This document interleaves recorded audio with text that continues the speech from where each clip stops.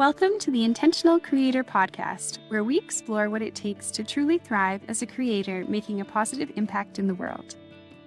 I'm Lisa Boreen Miller, artist, designer, and brand and communication strategist. I help creators and change makers find the words and visuals to share their calling with clarity and courage. I believe that creators are powerful agents of change, and my mission is to support your journey with inspiring content on the podcast, as well as through my courses, workshops, and programs, so that you can make the positive impact that you are meant to. Today, I'm speaking with Leonie Dawson, an internationally best-selling author of the 2022 Goal Getter workbooks and planners, which have been used by over 450,000 people worldwide. A multi-passionate entrepreneur, Leonie has generated over $12 million in revenue while only working 10 hours a week. Leonie has been recognized for her business acumen by winning a Sompreneur's People's Choice Business Coach, Global Brand and Business Making a Difference Awards. Leonie has spent the last 10 years living in some of the most beautiful places around Australia. She currently lives with her 2 daughters and husband on the Sunshine Coast. Leonie uses she, they pronouns. You can learn more about Leonie at leoniedawson.com. I hope you enjoy this episode. Hi, Leonie. I'd like to welcome you to the Intentional Creator Podcast. Thank you so much for being here. Oh, you're a gem. Thanks, Lisa, for inviting me. It's such a treat. I have been following your work for quite a few years, and I've seen your journey kind of evolve. And I've always loved your whimsical, beautiful illustrations and drawings. And where I was hoping we could start is if you could share just a little bit about how your journey has evolved, and how you've kind of gone from creator to entrepreneur with lots of, opportunities for passive income, mentoring, and all of the amazing things that you're doing. Sure.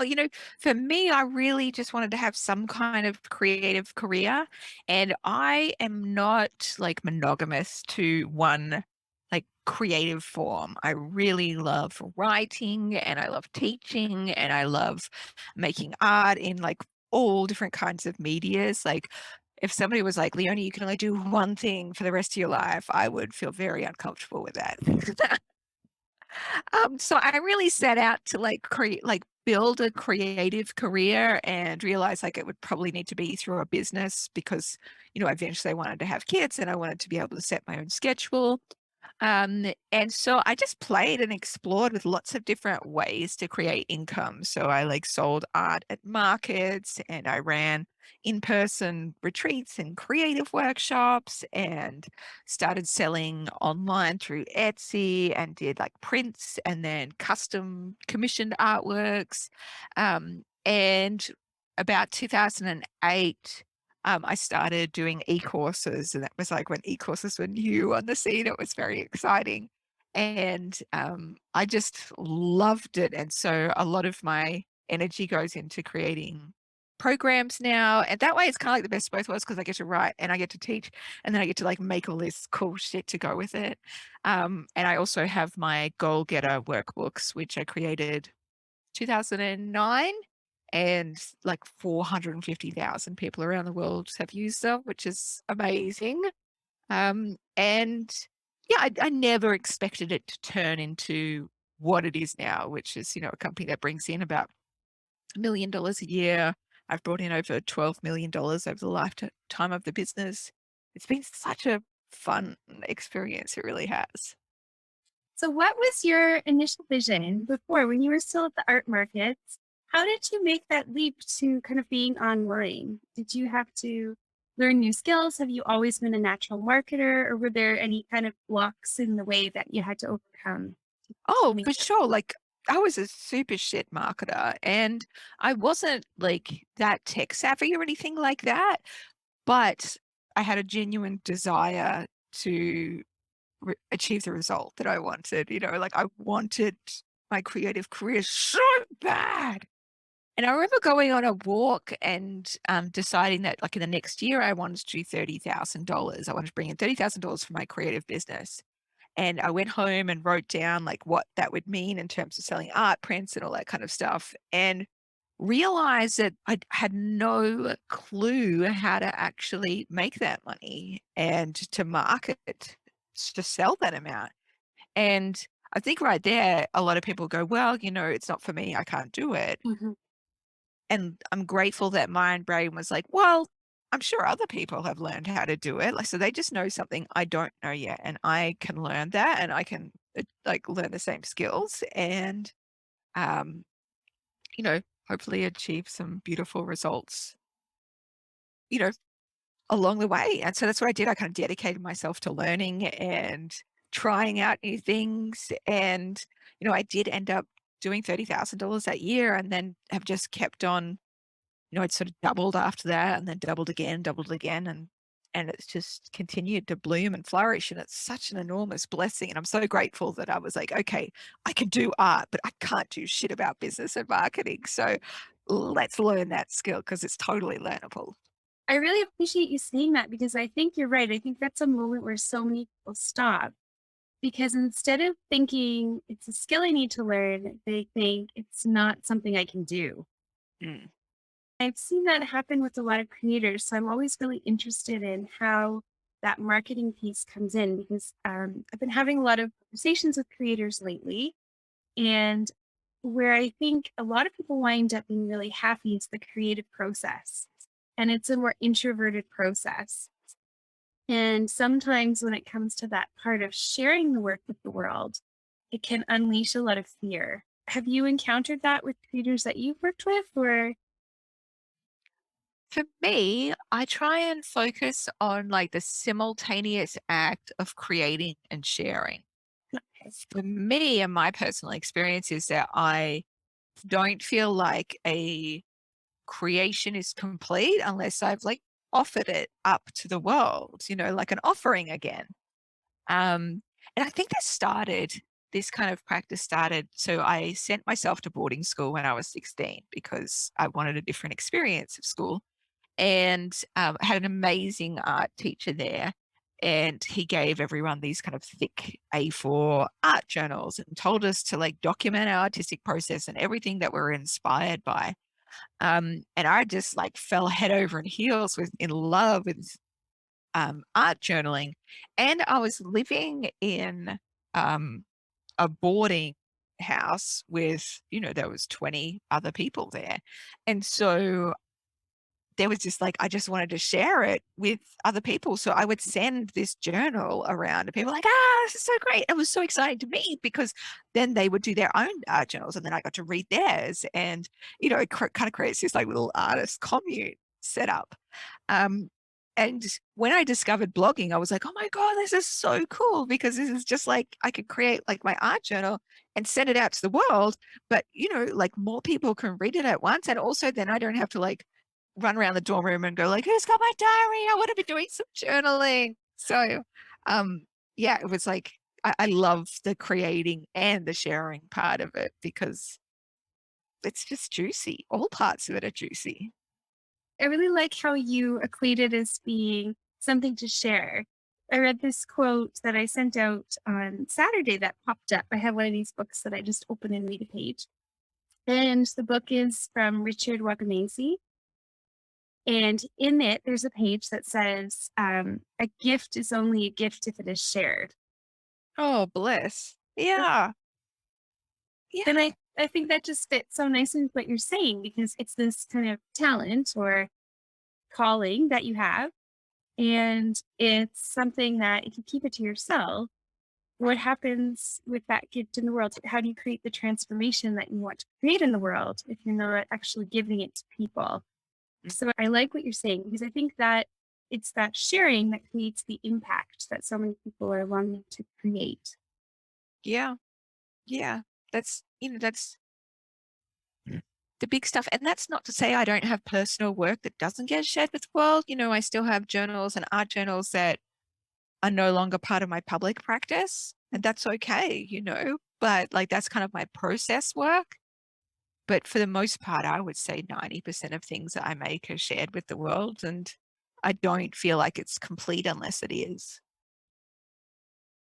One of the other things I've noticed about your work is uh, that based on my perception of your work, there's kind of a freedom to it. And there's a freedom to your illustrations and your drawings. And there's, I think, a freedom in the way that you choose to offer, what you choose to focus on. Like you said at the beginning, you said, it'd be terrible if I only had to focus on one thing.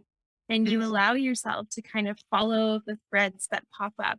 Um, whatever you're in, wherever your enthusiasm is guiding you, that's kind of where you focus. At least that's what I perceive. Is that Yeah, yeah. 100%. So what are you feeling enthusiastic about lately? What are you excited Ooh, about sharing? I'm working on a new program at the moment, and it's like a culmination of all the things I've learned about like organizing, which is hilarious because I'm not like a type A kind of Virgo. Like I'm not Martha Stewart incarnate. I am somebody who is a creative and who's neurodiverse.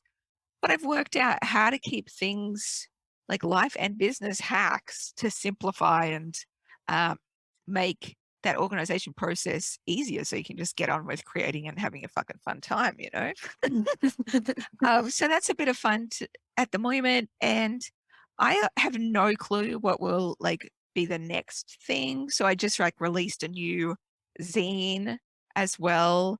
That was like I typed on a typewriter and I collaged and I did stickers on it, and it was called Dear God, It's Me. And it was about continuing to like light that creative flame 20 years on in this like career of mine. And so I like to leave enough space and surprise in my life so that I have no clue what I'm going to do next. I really admire that freedom that you bring to your work because it can be easy to overthink. So Yeah. how do you get into that process where you're not overthinking what your next step is going to be or trying to control what your next step is going to be? How do you, on a consistent basis, get into that place of flow where you're allowing things to unfold without, Well, yeah, the head gets in yeah, the way? yeah, I think like it's purely just because I tried the other way. I tried scheduling out like everything I would create over the next year, and for me, it meant that it felt like creating was a chore then.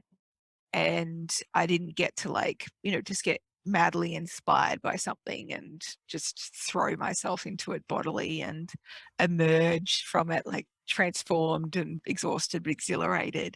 Um, so I like to follow like those natural cycles. And I still do need to give myself structure as well. Like I know I need to, create X amount new courses each year. I have like a bit of a goal around, every single week I want to send something new to my mailing list. And so that's going to be either long form writing or it's going to be some kind of zine or just some weird shit I come up with. um, so there's like, yeah, I have those goals, but then there's a lot of freedom in that in terms of what and how I choose to create. And so when you're sending things out every week, do you allow it to be, whatever is inspiring you in the moment? Or do you kind of need to plan ahead and like you're saying, there's a balance, I guess is what I hear you say. Mm.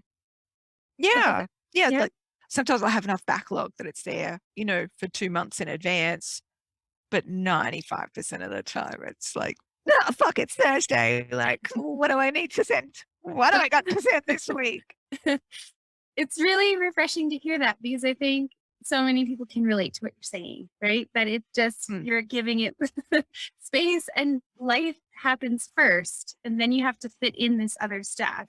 I still want to be a high achiever. I still want to be successful. And I've just discovered over the years, like, that I need a certain level of freedom plus structure in order to have that feel happy and sustainable and non burnouty for me, Mhm.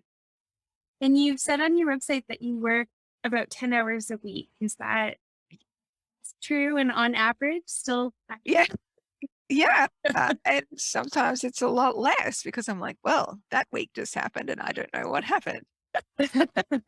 Um, and then like, there'll be some weeks where it's a bit more because, I've got a new course to come out with or whatever, but I always know when it's more than 10 hours a week because I have hypermobility, which means my bones dislocate very easily. So if I work for 20 hours a week, it means that my back will, like, I'll have a prolapse disc and stuff like that. And so I'm off to the osteopath, and she's like, Leonie, working more, are we? Yes. So yeah, I need to be really strategic with my time, for health reasons, but also I've only ever worked about 10 hours a week in my business, and I've built it like that so I can center myself around my life and my kids first and foremost. So if somebody is kind of at that beginning point now as a creator and wanting to get their work out there, but they're still really tied to maybe making one painting at a time and selling that one thing, and they don't have a huge audience or they don't have a lot of resources, what would you say to them in terms of how they can start to get to a better, more sustainable? I don't want to say better.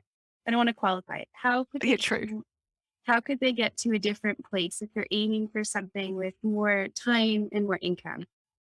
So you've basically got two options there, right? Is that you like put your prices up so much that, the one model is fine, like one painting over 3 months is fine because you're going to like charge, at least 20 grand for it or whatever.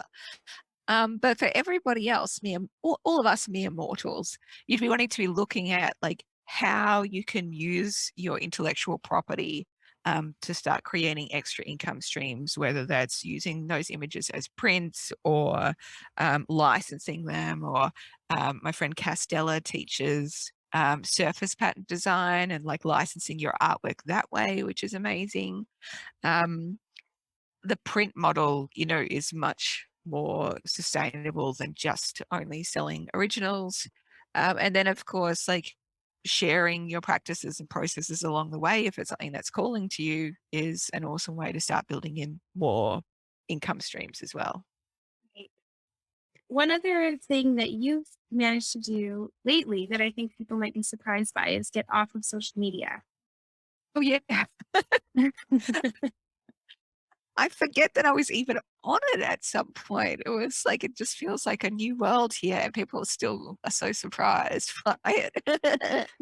I think most people think that it's something, and I read your page about this and I could connect with a lot of what you're saying. This idea that people think they have to be on there, no matter what it Mhm, costs them. If it's mhm. costing them their mental health, if it's costing them their time, if it's costing them their relationships, they just think this is what I have to do if I want to have a business. But you Yeah. teach that that's actually not true. That's right. Like, because this is like the bananas thing, is that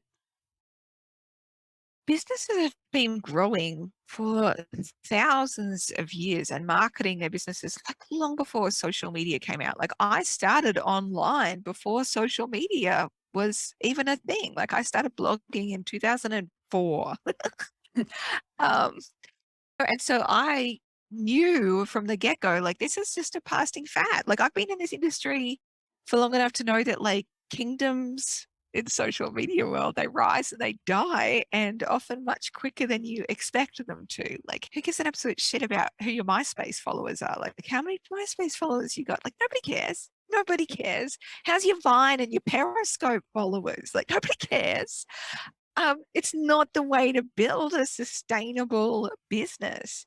Um, and there's thousands and thousands of ways for you to market your business.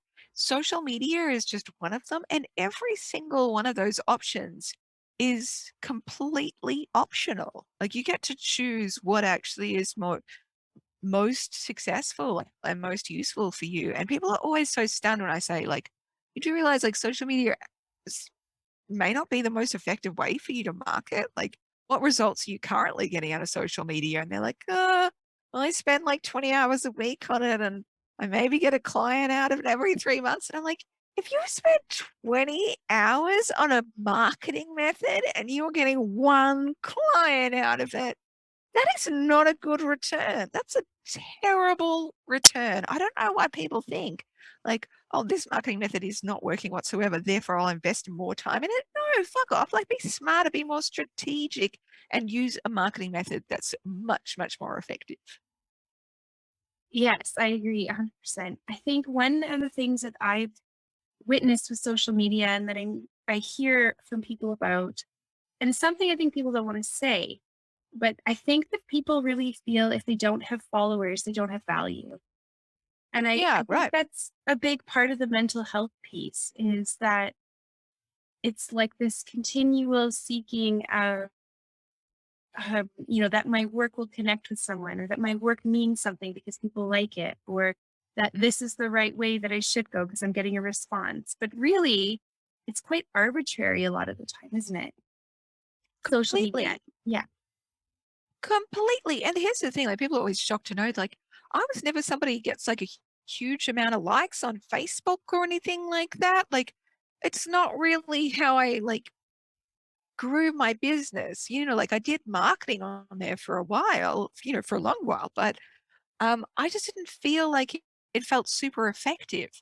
And when I looked at the statistics of how much traffic I was getting from social media, for me and my business, it was only 20% of our sales were coming from social media. And that was with us like spending $75,000 on Facebook ads in 1 year. And that was with like 80% of our marketing time spent on social media. I was like, this is so stupid. Like, I'm getting so many more sales from my mailing list, from my affiliates, from search engine, from word of mouth, all this kind of stuff. I would be so much better off to spend my time on those instead. And it would just like win me back so much more time as well. I think there's a lot of people that are going to be really relieved to hear that advice. And you And can just, still run an online business. Like this, yeah. my business is completely online and we do $1 million a year. Like it's still totally doable. So do you, and that's one of the things you cover in your course, isn't it? That I think you said you have 150 other ways that people can explore. Yeah. Yeah. And it's like, there's so many more. There's literally thousands of ways that you can market your business and get so much better results. And I've had like so many friends be like, oh, I've got to grow my business because I don't have enough clients. I'm like, what are you going to do? And they're like, more social media posts. I'm like, no, no, ineffective use of time. How about some old fashioned flyers? How about you like letterbox drop like everybody around your local area? And then I see them 2 weeks later. I was like, how'd you go? And they're like, I did what you said. I'm fully booked. Who Wow. would have fucking thought? Who would have fucking thought? I love to hear that the paper products still work. Like I think as a creator, there's something really satisfying about the paper products, you know? Yeah. And like because it's being used so much less nowadays, like it's kind of a treat when you get something in the mail. That's true.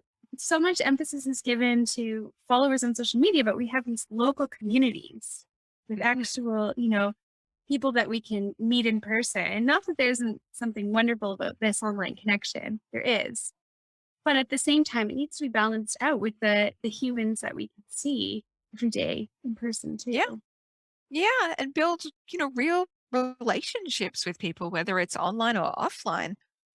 I think of my customers like as friends. And, my accountant said to me, most businesses talk about like their customer lifetime being in months. And they're always trying to increase the amount of months. But for you, it's not even years, it's decades. How many decades has somebody been with you? Because I still have clients to this day who I met online before I even had a blog, in message boards and built relationships with them and, created and shared so much that they've stuck around in my circle and still so happily buy from me. What do you think it is that keeps them coming to you and feeling connected?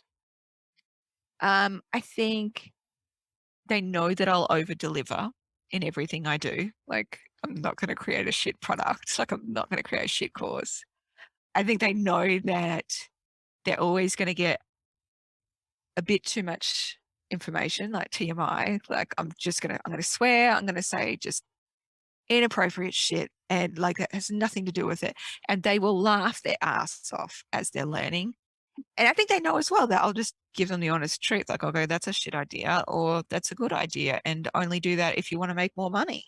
And I one of the things I've noticed about you is There's a lot of people that sell marketing and teaching people how to market. And a lot of times when people want to market something, they do these kind of hard sales strategies. Um, for example, you may be down to your last $1,000, but if you buy my product, then, that $1,000 can multiply. There's a lot of this kind of pressure based marketing that I think is Right. common. Yeah. When I read through your stuff, I noticed how, one of the things you said is don't spend your last $100 on this, Mm-mm. right? Mm. You're Yeah. super honest Yeah. and you balance it out with a lot of authenticity and openness about your own life, your own struggles. I mean, I know there's a boundary, but you talked a lot about depression, Mm. mental health. So how Yeah. can you I'm happy to talk about all that stuff because it's so important. Yes. So I think people are also drawn to your authenticity because it doesn't feel like you are necessarily marketing a product, but you're coming at it from a real relationship building place at the same time that you're making sales. Yeah. Yeah. Like I definitely like am a marketer still. I write really long sales pages that go on forever and ever and ever. And, I do my best so that if somebody needs my product, like I try and give them as much assurance about why they should buy that product as possible. But then I'm also very clear about like if you are in struggle town, like you spend this on groceries or you go see a financial counselor or like I'm not here to work with people who are struggling financially currently. Obviously, like I have my scholarships that we do hundreds and hundreds of scholarships every year, but I don't want to take money from people who are needing it right now. Like I'd only work with people who this is like an awesome yes, like of course I can afford this and yeah, that's great. And I want to make low price products as well. So all my courses are between 100 and 300 bucks. That's interesting to hear too about how you price things because that's another huge sticking point for people when they're getting Mm. to business, especially through art or their creativity. They'll have a product and then they'll get stuck at, and now I have no idea what to charge. And I Yeah, think of sometimes course. people are afraid of the lower price points too, because they'll think that it might mean that it's not worth something or that people need to pay a little bit more for their time. But you use a different model in terms of selling more of them, right? Yeah, absolutely. So for me, like, and I've played around with all different kinds of pricing. I started off low pricing and then I increased it over the years. And, and I still have like some higher priced offerings. Like I just did a small group coaching program that was like 5,000 US dollars. But it was only for people who were already established, who were already, doing really well in their businesses and could really easily afford that. Um, and it was just to try and compensate me for the amount of time that I would put into that experience. But for the rest of the things, I much prefer to sell to, tens of thousands rather than dozens or hundreds. And so I make it like a smaller price point. So yeah, my course is like 99 bucks, 79 bucks with an early bird price discount. And then some of my bigger courses are 200 bucks or 300 bucks. I just want to make it as accessible as possible and help as many people as possible while still like having them a bit invested in actually doing the shit. Like if I just gave it all away or made it 20 bucks, people are not going to go through the whole course. Yeah, I think there is something to that making an investment and then feeling committed to spending the time. Yeah. So when you're making your products and making your business, I hear you saying that you want to help as many people as possible. What is the difference that you want to make? What motivates you to do the work that you're doing? I just want people to just unabashedly adore themselves. Just to go like, "Oh my god, what a fucking gift. I got to have this body and this brain and this personality. What a treat." Like, it's such a blessing. It's such an enormous blessing.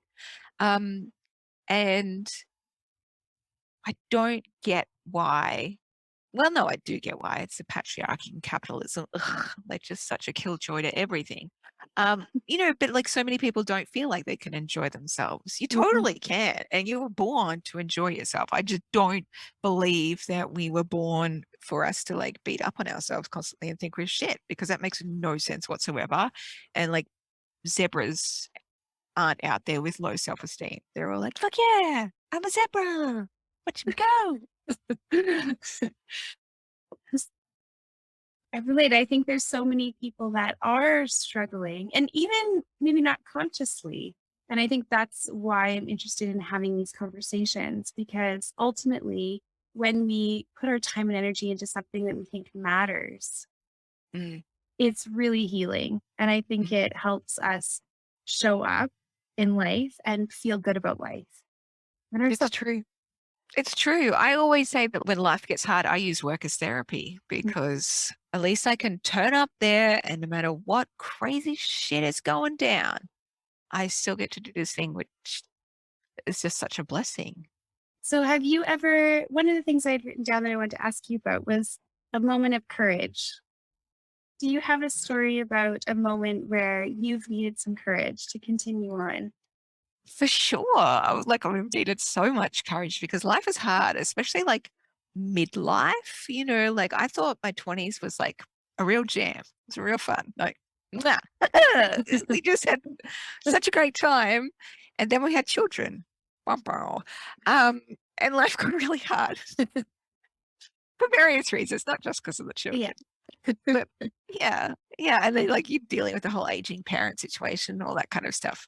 Um, so I think like life requires just a great deal of courage to go, "Oh, okay, fuck, I'll just keep turning up, even though shit keeps on happening."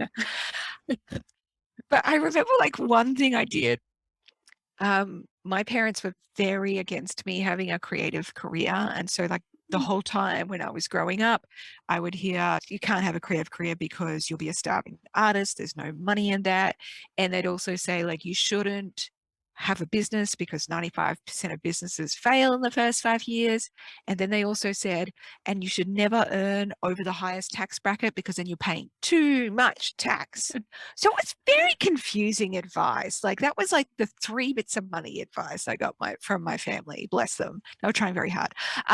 So I couldn't be creative and I couldn't have a business and because I couldn't. And then can't actually earn too much either because then too much tax. And so it very much makes me laugh that I've created a creative business that is way over the highest tax bracket. And I just want to say it's incredible. Like highly recommend the experience. Like, highest tax bracket, perfect, live. Um, so I remember like I had when I was, much younger, I had tried so hard not to do the creative career, tried so hard. I decided, okay, well, if I can't be an artist, I'll take second best. I'll go be the Prime Minister of Australia. That was literally my brain process. So my partner and I moved to Canberra. I started working for the public service. I started doing Australian government degree. Like I was like into it. And then I thought, no, this is not for me. This is not my life. And I got to work at Parliament House. I met the Deputy Prime Minister of Australia, worked for ministers, and I was like, this is not my jam. This is not my vibe. And so I thought, no, I have to forge ahead with the creative career. Like the second option of being Prime Minister, it sucks. So we're going back to the first option. Um, so I remember flying back home, and I come from a very small country town where everyone's related to each other, and it's like real redneck country, like picture those parts in America, and it's like that in Australia. And my dad is a farmer, and he used to only speak in grunts, like just. Rah, rah. He does actually communicate words now, which is incredible. I don't know what happened to him, but it's. Oh no, I know what happened. My mum divorced him, and all of a sudden he could speak. That's so weird. Anyway, so and to fly back home and come out to my dad as an artist. So he picked me I up in love the how airport. you say it. You came out to your dad's mercy.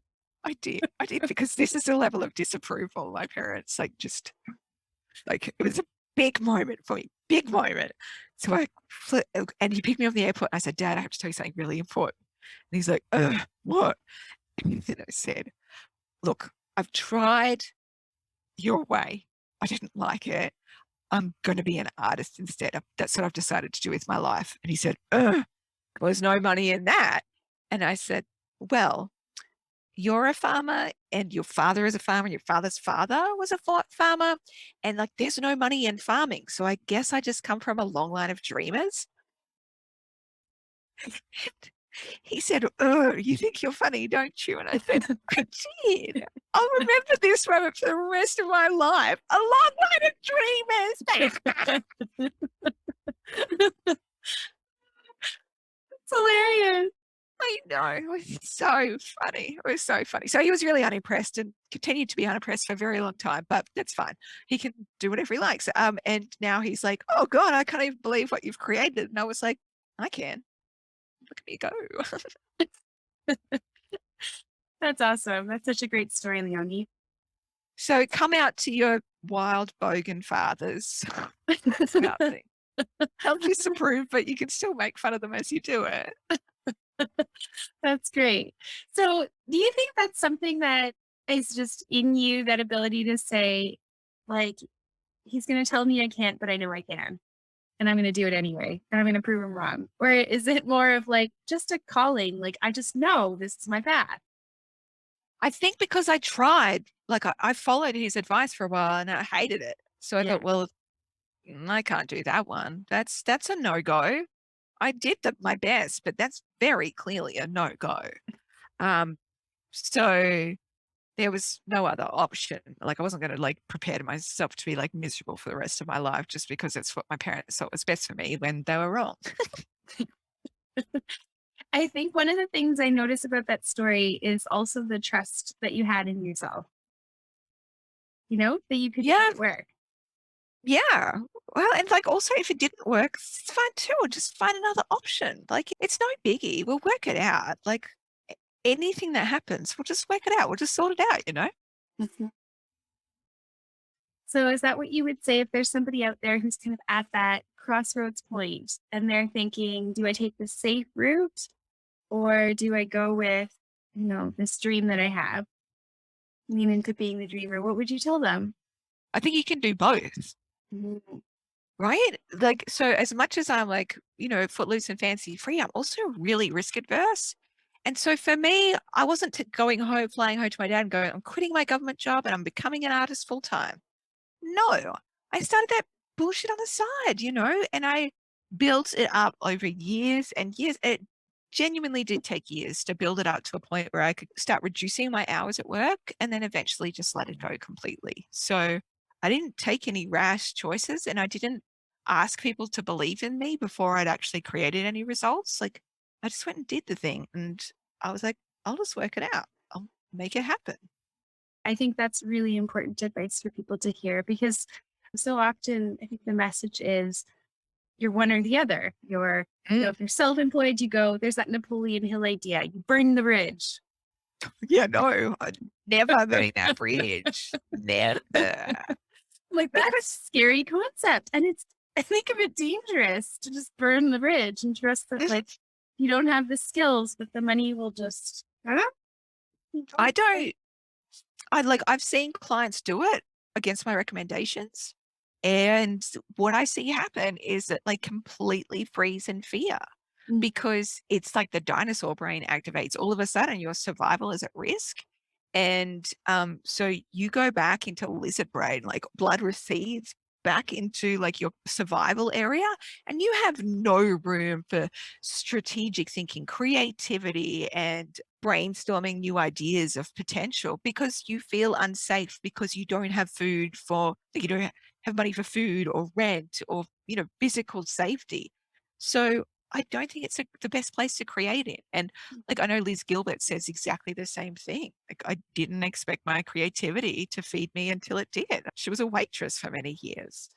Yeah, I think those stories are helpful for people to remember that it is a long process and that, or it can be, everybody's different, but it can be a long process and that things don't just necessarily happen overnight. That Mhm. there's that classic when you see somebody having a big break, there's been years and years behind that most of the time. Yep. And it can And be then, fun. It can yeah, be fun. That whole play, like getting to explore and play and see what business models work for you or what don't. Like, what joy. It's a huge experiment. Like, you get to play and have fun and see what works for you. And, like, hopefully you choose a job or if you're not in this kind of job, like get yourself another one where you enjoy it. Like, even though it's like not your dream thing, it's not the thing you want to do forever, you still go in there and have a razzle dazzle time. Like, I'm still such good mates with my old boss that I used to work for, and we partied like motherfuckers at work. Like, we just had the best time. We laughed ourselves stupid. The amount of times I lay on my office floor laughing just my guts out. In a cubicle job in the Australian government, like, have fun wherever you go. Just take glitter with you wherever you go. That's such a good line. Take glitter with you wherever you go. I think Yeah. that's a good one. Yeah, and at one point, I even took, like, a secondment into, like, corporate finance for 3 months and, like, totally people I didn't know or anything, and I was like, "Oh, this is it. Like, this is the belly of the beast. This is the belly of the dragon. Corporate finance in Australian government. Let's see what I can do here." And I took that glitter and I spread that shit around. Like, I had angel card readings at my desk. I would give like people shoulder massages at the table. Like, I would get everyone to like share like the deepest, intimate stories over like morning tea. Like, we had a rip roaring time. So if that's where that can lead, like, you can bring joy and magic into where you are right now. That's great, Leonie. So Yeah. before we wrap up, I wondered, is there anything that you wanted to share about any of your offers that you have, ways that people could connect with you? Is there a freebie on your site that you want to direct people to? I have dozens and dozens and dozens and dozens of free shit to give you, from like coloring in books, not just pages, books, like 300-page books that you can have to color in, um, to like videos, to like meditations, to like all of the ebooks and stuff that I've created over the years. And it's all in like one free inspiration library. So you can go in and like use it at your dearest whim and whimsy. I don't know. And then that way, whenever I bring out new shit, which is, every Thursday or whenever I manage to get to it, then you get free shit in your inbox too. And I have like 45,000 people that gets my free shit stuff now. And people always say to me that like my email is the one that they always open because they're always going to get something beautiful out of it. And I love that. That's nice. Well, thank you, Leonie. Thanks so much for being here and having this conversation and spreading some of that glitter my way. Thank you. Oh, bless you, Lisa. You're an absolute earth angel, and I'm so glad you're here on the planet. Thank you. Thanks, Leonie. Thanks so much for listening to the Intentional Creator Podcast. If you enjoyed this episode, share it with a friend who may be looking for exactly this message today, and leave a review. Are you ready to step into your creative calling and make the positive impact that you're meant to? Visit theintentionalcreatorpodcast.com to learn more about how I can support your journey and to stay up to date with all of the episodes for this podcast. I'd love to connect with you there.